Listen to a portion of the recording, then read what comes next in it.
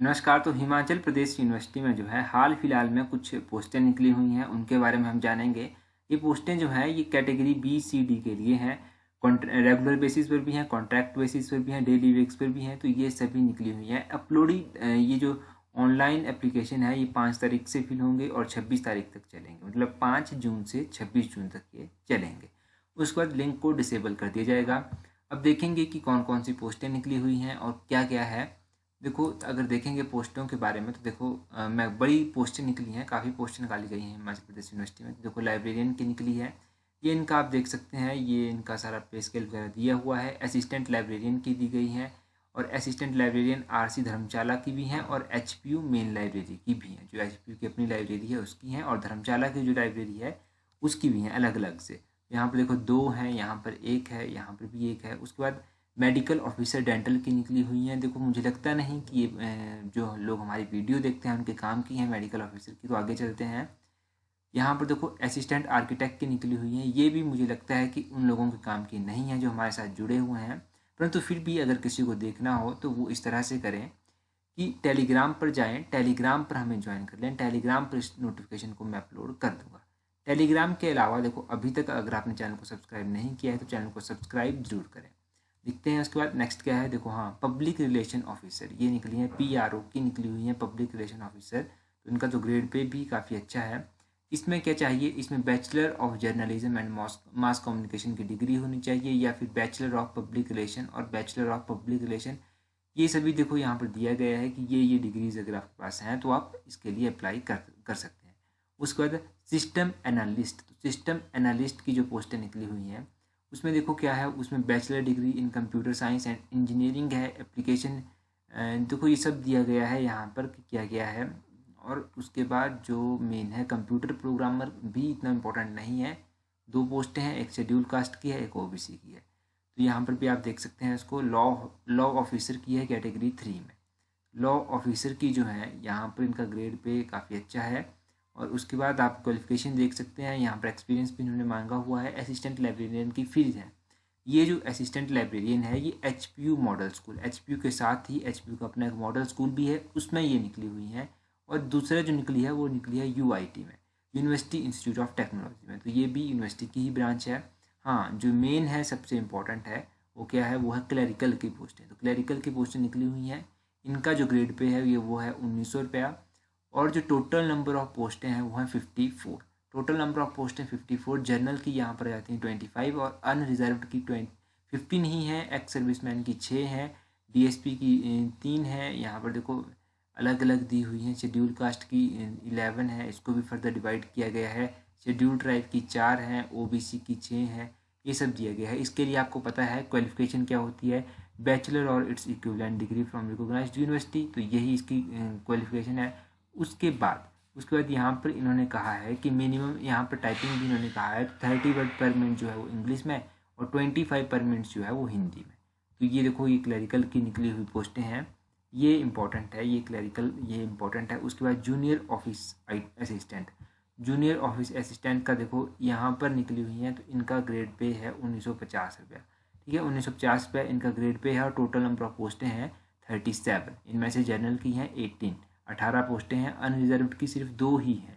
और देखो ex serviceman की 9 हैं। यहाँ पर देखो इतनी पोस्टें निकली हुई हैं परंतु अनरिजर्व को कितनी दी गई, सिर्फ 2 पोस्टें, है ना। तो ये इनका क्राइटेरिया होता है, इस तरह से डिवाइड किया जाता है इसको फर्दर।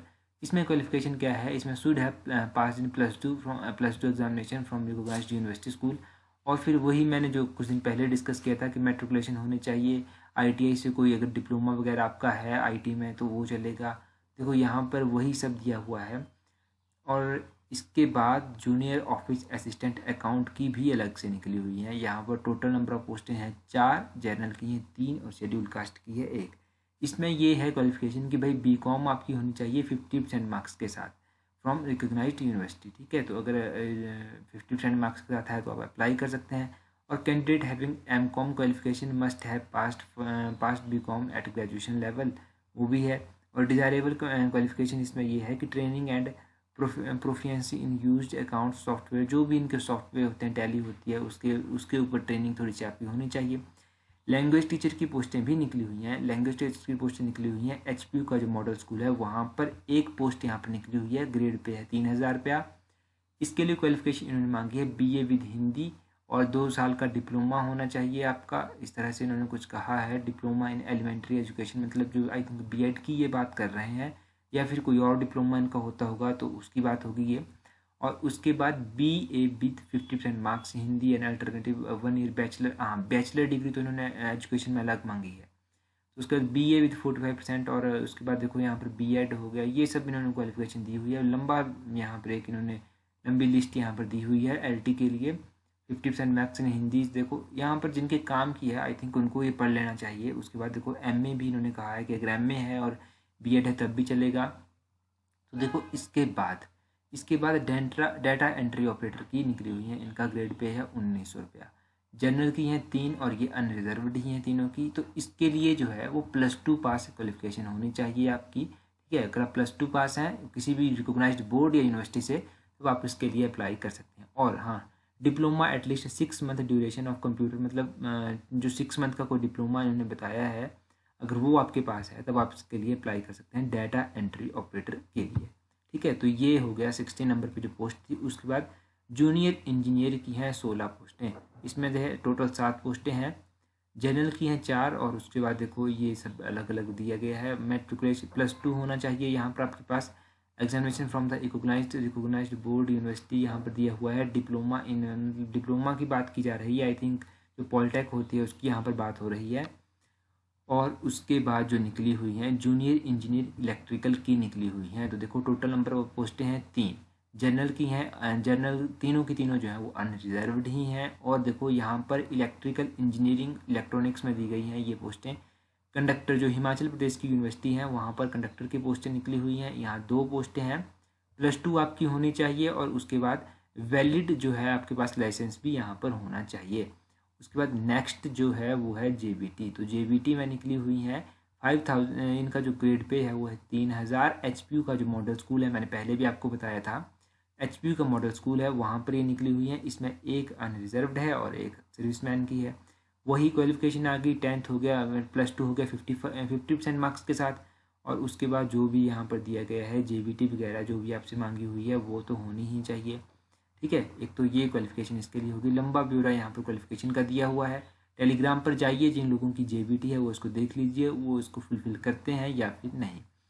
उसके बाद एचपीयू की जो बसेज हैं उनमें ड्राइवर की भी निकली हुई है। एचपीयू में ही है ना ये पोस्टें, तभी ये एचपीयू के ड्राइवर की है। तो एचपीयू में टोटल है 1, शेड्यूल कास्ट की है 1, अनरिजर्व्ड है, ठीक है। मैट्रिकुलेशन होनी चाहिए आपके पास, और आई थिंक लाइसेंस वगैरह इन्होंने मांगा होगा, जो भी है हाइट वगैरह भी इन्होंने कहा है। उसके बाद देखो यहाँ पर ड्राइवर की भी निकली हुई है एलवी, ये क्या होता है आई डोंट नो। और उसमें ग्रेड पे 2000 रुपया है। देखो क्लरिकल से ज़्यादा यहाँ पर ड्राइवर की पोस्ट का ग्रेड पे है ना, ये भी एक बात है। और टोटल है यहाँ पर 5 पोस्टें, ठीक है। तो जर्नल की हैं 1, उसके बाद देखो अलग अलग दिया हुआ है।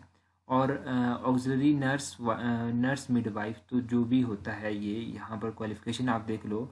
मैट्रिकुलेशन इक्विवेलेंट विद 1 है, जो भी यहाँ पर हेल्थ वर्कर का जो भी डिप्लोमा डिग्री जो भी होती है ये यहाँ पर है। पियोन की निकली हुई है, ओहो पियोन की तो भाई देखो 92 पोस्टें निकली हुई हैं। जनरल की हैं 41, अनरिजर्व की हैं 26, एक्स सर्विसमैन की है 8।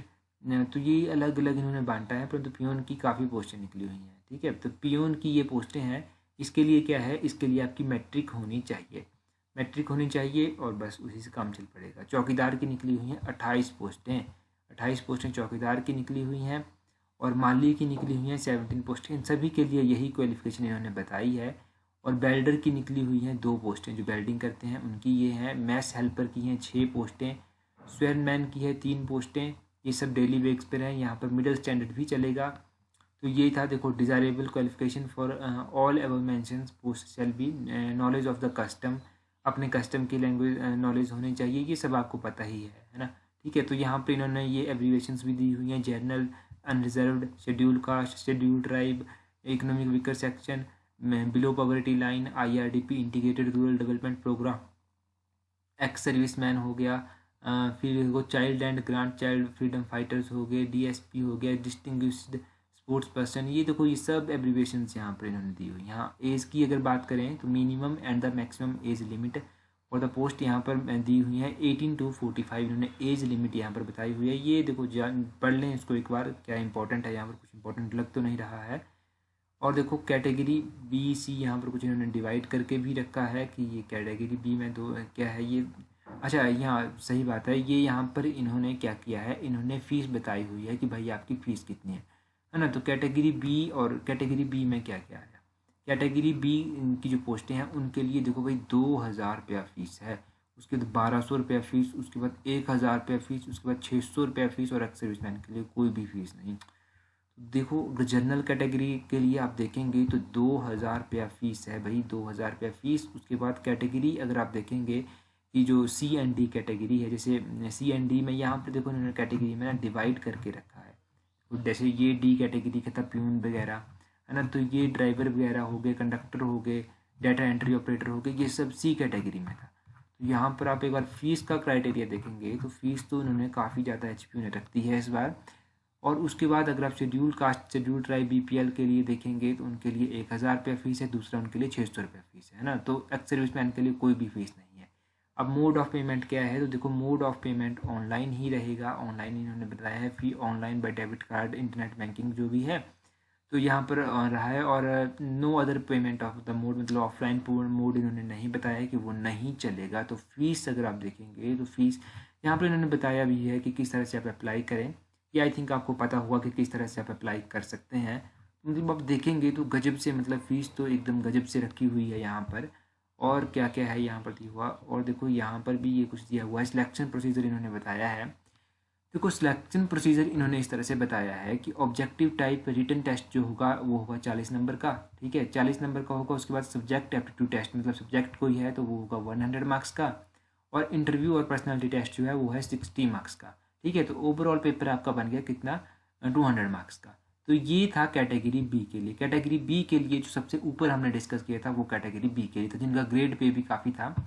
उसके बाद जो written syllabus for objective type, ये दूसरा बताया है इन्होंने। यहाँ पे देखो जीके इन हिमाचल की बताई है, अदर जीके बताई है, ये 40 नंबर की आएगी, ठीक है। सब्जेक्ट एप्टीट्यूड टेस्ट आपको आएगा 100 मार्क्स का। पर्सनैलिटी टेस्ट आपका होगा 60 मार्क्स का, ठीक है। ये 200 मार्क्स का पूरा पेपर आपका यहाँ पर बना दिया है इन्होंने। तो देखो ये इन्होंने इस तरह से इसको डिवाइड किया है। और अगर आप देखेंगे तो ये देखो यहाँ पर इन्होंने फिर कैटेगरी सी और डी के लिए अलग से डिवाइड किया है। रिटन एग्जाम होगा आपका 85 मार्क्स का, ठीक है। यहाँ पर अलग अलग दिया हुआ है। स्किल्स होंगी आपकी, उसके बाद जैसे टाइपिंग वगैरह हो गई या फिर कोई और स्किल्स है। और इवेल्युएशन ऑफ डॉक्यूमेंट्स हो गई, वो 15 मार्क्स की आपकी होगी, वो कैटेगरी सी और डी के लिए है। आपको पता है कि किस तरह से उसमें मार्क्स दिए जाते हैं। अच्छा सिलेबस इन्होंने फर्दर बताया है कि 85 मार्क्स में क्या क्या आएगा। 85 मार्क्स में इंग्लिश आएगी, हिंदी आएगी, जनरल नॉलेज आएगी, करंट अफेयर आएगा, लॉजिस्टिक न्यूमेरिकल आएगा, रीजनिंग आएगी, ये सब आएगा यहाँ पर। ये देखो 20-20 नंबर का है, 25 नंबर की जीके है, बाकी 20-20 नंबर का है। तो इसको 85 मार्क्स में इन्होंने डिवाइड कर दिया है, ठीक है। तो और जूनियर ऑफिस असिस्टेंट जो IT है उसमें इन्होंने बताया है कि जनरल नॉलेज आपकी होनी चाहिए 25-25। इन्होंने यहाँ पर बताया है कि 25 मार्क्स के होंगे, 25 क्वेश्चन होंगे। और उसके बाद कंप्यूटर के जो होंगे वो 60 के होंगे, ठीक है। तो मतलब 85 का ये पूरा पेपर बनता है। 85 मार्क्स का आपका ये पूरा पेपर बनता है, ठीक है। ये 85 मार्क्स का आपका पेपर हो गया। तो इन्होंने इसको डिवाइड भी कर दिया, ठीक है। तो ये इंपॉर्टेंट मैं मोटे मोटे तौर पर पढ़ देता हूँ, बाकी आप देख लें। बाकी देखो इन्होंने 15 मार्क्स भी आपको बताए हैं कि किस तरह से होगा। 15 मार्क्स वही क्राइटेरिया है, पुराना ही क्राइटेरिया होगा। आई थिंक कुछ नया इसमें ऐड इन्होंने नहीं किया होगा। देखो ये वही क्राइटेरिया है सारा। तो ये भाई ये देखो ये सब दिया गया है यहाँ पर कि किस तरह से ये होगा। बाकी सब ठीक है, पोस्टें काफ़ी हैं। बाकी ये है कि भाई फ़ीस तो बहुत ज़्यादा इन्होंने रखी हुई है। चलो जो भी है, जिन लोगों ने भरना होगा वो लोग भर सकते हैं। तो that's all for today. Thank you for watching the video.